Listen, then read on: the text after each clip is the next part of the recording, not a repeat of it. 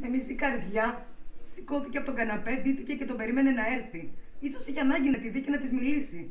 Άλλωστε δεν ήταν πολλές οι φορές που επέμενε τόσο πολύ για να βγουν. Ήταν σπιτόγατος κι αυτός όπως και εκείνη. Ο Ορέστης είχε κάνει κράτηση στο Island. Όταν το άκουσε, σκεπτόμενη τη διαδρομή και τις τροφές της παραλιακής, της φάνηκε προκαταβολικά βουνό. Δεν μίλησε όμως για να μην ξεκινήσει άδειλα της καυγά. Αφού παρήγγειλαν κρασί και είπαν τα νέα τους, εκείνος άρχισε έναν απολογισμό της σχέσης τους.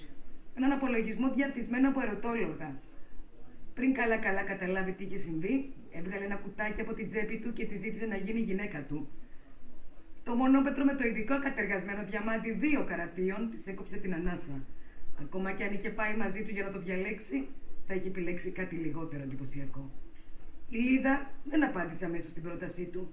Ξέσπασε σε δάκρυα χαράς και συγκίνησης, ανακατεμένα με το άρωμα της θάλασσας.